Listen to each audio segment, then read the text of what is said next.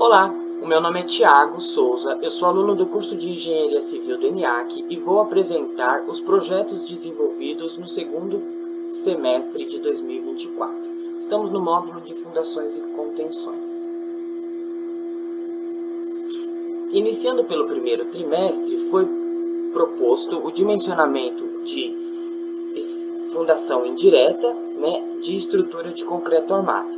As cargas dos pilares e o relatório SPT de sondagem foram sorteados entre os grupos e eu fiquei com a carga número 1. O gráfico SPT ele indica a evolução da resistência do solo nos golpes iniciais e finais. Para dimensionamento é considerado somente os últimos 30 centímetros. O solo ele apresenta boa resistência a partir do 9º metro, então a estaca será aplicada nesse 9º metro.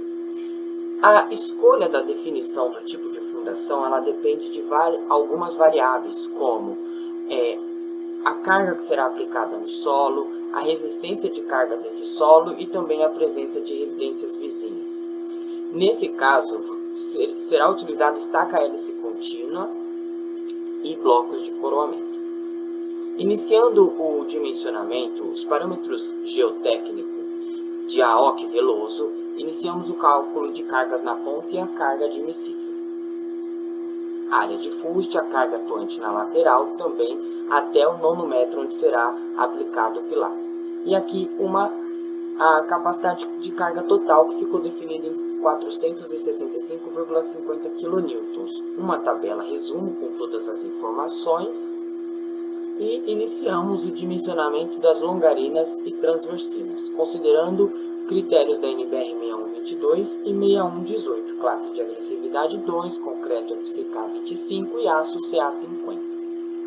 Através dos valores obtidos, a gente inicia a determinação da resistência do aço e do concreto, verifica a tensão na cabeça da estaca e ficou definido como 6 barras de FI 10 mm, no caso da armadura longitudinal. Vocês conseguem observar o detalhe na tela. E aí passamos para fazer o dimensionamento da armadura transversal, onde obtivemos 46 FI de 8 mm com espaçamento de 14 cm entre os estribos. E na imagem vocês podem observar o detalhamento dos estribos e também o detalhamento dos estribos no pilar, na estaca. Iniciando o dimensionamento dessa estaca, considerando critérios da NBR 6122 e 6118, começamos da altura mínima do bloco de coroamento. E aí ficou definido o bloco de coroamento com comprimento de 1,50 m, largura de 60 cm e altura de 46 cm para 2 estacas. Nesse caso, vocês conseguem observar o detalhamento do aço da armadura do bloco de coroamento, que ficou definido com 6 FIs de 10 mm com espaçamento de 9 cm. Essa é a armadura principal longitudinal. A armadura superior longitudinal ficou definida com 3 FIs de 6,3 mm, com espaçamento de 18 cm entre eles. E aqui vocês observam também o detalhamento gráfico. Os estribos horizontais ficou definido como 3 FIs de 10 mm com espaçamento de 12 cm entre eles.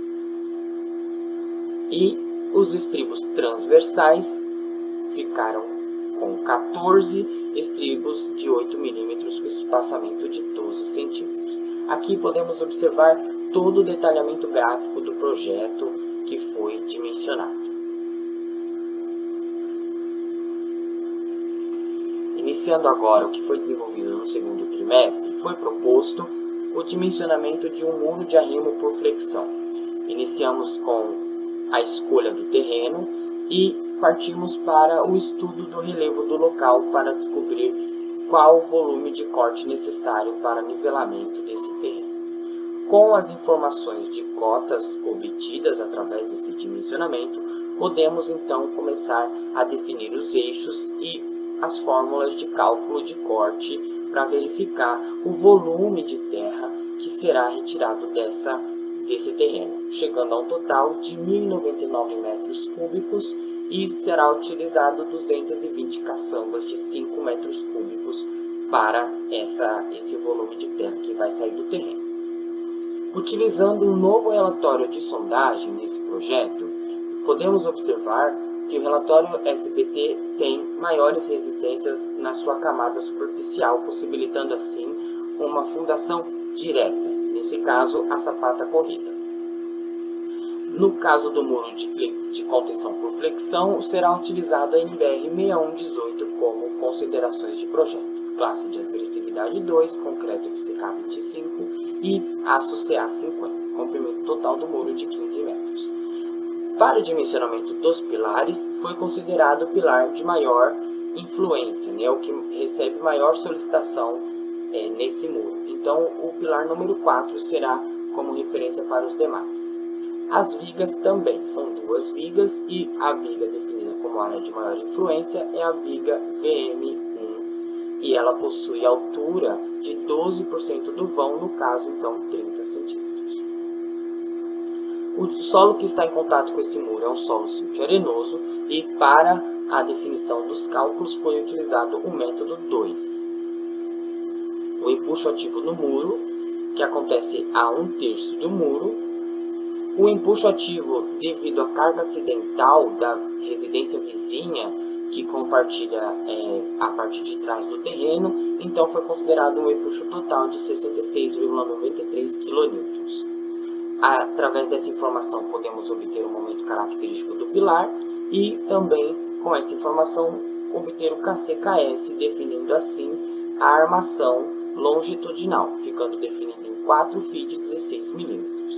E vocês podem observar o detalhamento gráfico em planta e elevação.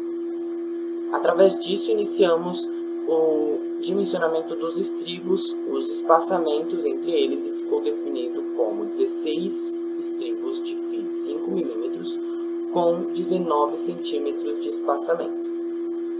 E o detalhe do estribo em elevação. Dimensionamento das vigas, foi dimensionado o empuxo ativo na viga de 10,89 kN, momento fletor, e com essa informação jogamos lá no F2, inserimos no F2 essas informações e obtivemos momento fletor e força cortante. Com essas informações, podemos inserir e obter a área de aço, e assim chegando a 4 φ de 10 mm para as vigas.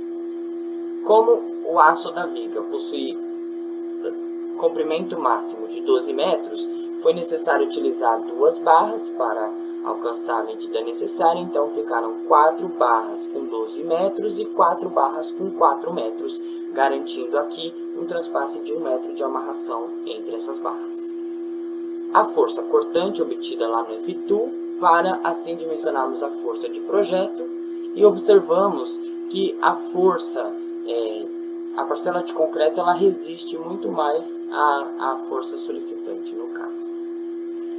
Iniciamos o dimensionamento da armadura transversal e ficou definido como 185 barras de φ 5 mm com espaçamento de 8 cm entre essas barras transversais. Iniciamos o dimensionamento da sapata, também considerando a NBR 6122, o bulbo de tensões e com essa informação nova tensão admissível no solo. Cruzando as informações, obtivemos aí uma sapata com altura de 90 centímetros e observamos através das fórmulas que a sapata era rígida. O detalhamento gráfico dessa sapata é encontrando o H0 e o H1.